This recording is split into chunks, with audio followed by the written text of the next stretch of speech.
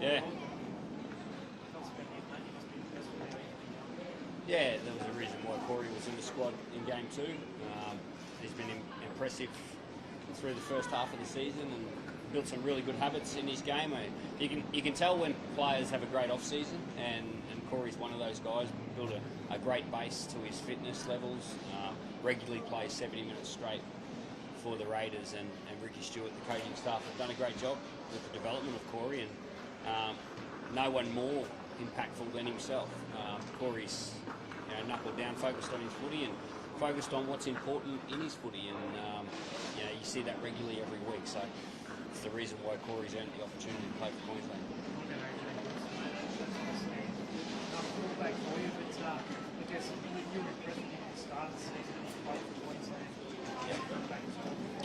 He's had a bit of a checkered run with injuries, AJ, but every time that he's come back, and he came back from a hamstring injury only a few weeks ago, and he just hit the ground running. I was really impressed with his performance, and again, that was the reason why he was the 18th man for Queensland in game 2. And you don't just get those opportunities for the experience. You get those opportunities because you deserve them, and if the opportunity to wear a Maroon jersey comes up, the selectors, the coaches, we're all comfortable with those players playing for Queensland. So that's the case for the 18th and 19th man from Camp 2. They're in the team this time.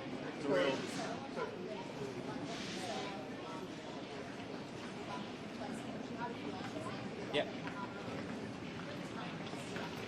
Yeah. That was made pretty early, to be honest. Obviously, you've got to watch footy. That's really important, is to watch all the games over the weekend, and you don't lock anything in until they're finished. But the idea of AJ and Corey coming into the team were pretty settled early in the week. The influences of Selwyn and Tommy Dearden, particularly in games they displayed, that make life pretty difficult and almost make you have a rethink from that. It makes life really good, and this group has created a whole heap of depth to play for Queensland, and guys like Tom Dearden, who's our 18th man for Game 3, and Selwyn Cobbo, who's been a big part of this Queensland team and will be a big part of this Queensland team moving forward as well. It's great to see those two guys playing some good football. Selwyn's obviously overcome his hip injury that he sustained in the first game of Queensland and this year, and Tommy's he's just a little competitor, and obviously the Cowboys had a good win over the Tigers on the weekend, and Tommy was front and centre of that.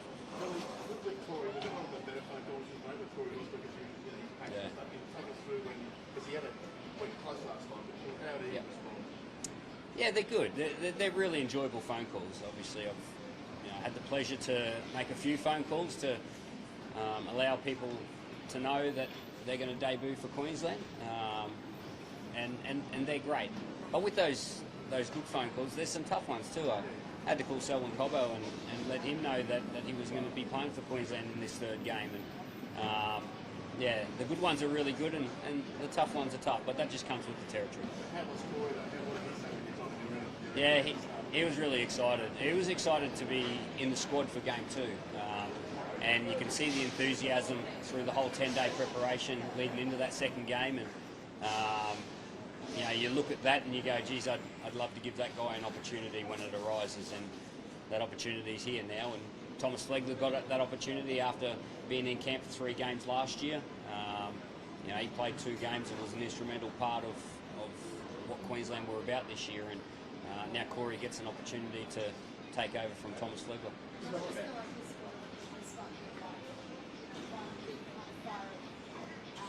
Redhead.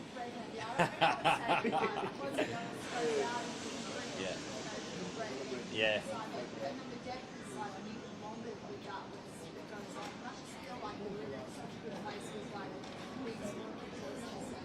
Well, the players create that.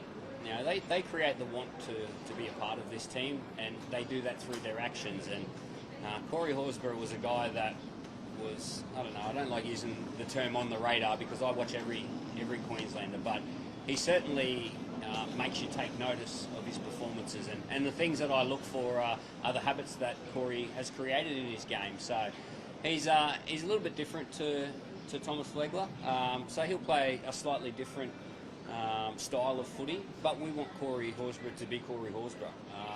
We want AJ Brimson to be AJ Brimson, not Reece Walsh, like we didn't expect Reece to be Kalen. So they'll bring their own strengths, and we'll try and tinker with the game plan to bring them into the game the best we can. You've named Harry Grant as a starter in Yep. Wales, at least he's 9. Yep. That doesn't mean he's going to start there, but what's your thinking there? Because it looks like it's going to go. Well, the one thing that hasn't changed is Harry Grant and Ben Hunt are our two number 9s, and they've done a fantastic job swapping and interchanging during the game. We just feel this is a good opportunity to give Harry an opportunity to start the game and bring Ben Hunt in off the bench. But yeah, it might look like it's a big change, but in the whole scheme of things, they're both our number 9s. They both do a wonderful job. They complement each other with their games, and they'll be both out on the field at some stage. You were part of a clean sweep in 2010. Yeah. This is the first opportunity all these guys or punters ever had to do this. How big a challenge is that? What does that mean for this team? The scope of this, I think, pretty special. Yeah, look, the challenge of playing New South Wales in a state of origin that's a big challenge. They're not easy, but that's the situation that we're in. The series is in Queensland for the next 12 months, but there's another game. And like I said, whenever you get an opportunity to represent Queensland, the situation is to go down to New South Wales, and if the result goes our way, if we earn the result, well, it'll be a clean sweep. But to be totally honest with you, this team has created a great foundation to their footy, and they're still seeking improvement. They're still seeking a higher level of footy, and that's where our focus will be in the next 10 days. Our focus will be, how do we manage to be better? How do we manage to bring out more of our strengths in our players? So I mentioned going into game 2 that this team's only just getting started, and they're certainly not at a destination right now. Yes, I speak to Reece. I spoke to him a few times before he went to the judiciary, after he went to the judiciary. He's got 3 weeks on the sideline now, and Reece will go away. He'll cop it on the chin, and he'll move on. So it's disappointing for Reece. He's worked really hard to be in the position he's in right now, but he's unfortunately not going to get the chance to play for Queensland in this 3rd game. I think Cameron said on radio that he was talking about it. He said it's not his role to talk to referees. You have to go to him about what you expect going forward. Yeah. What's going to help him? Yeah. Yes, be a better footballer and Yeah, I have. I'm very honest with Reece and all the players, to be honest. Let's not forget Reece is 20 years old. All right, take yourself back to when you were 20 and how many mistakes you made and how imperfect you were. I don't like thinking about it because there was a lot. I was making mistakes when I was 30, so and I'm still making.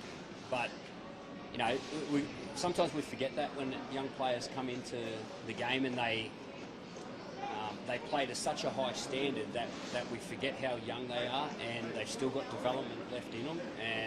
And that's a development area that Reece will focus on. He will be better at this in the future, and he won't play the victim. He'll go out there. He'll cop it on the chin. I actually believe his side of the story, that he was directing those comments to Pat Carrigan, but at the end of the day, he needs to own that, and he needs to be better at that. So.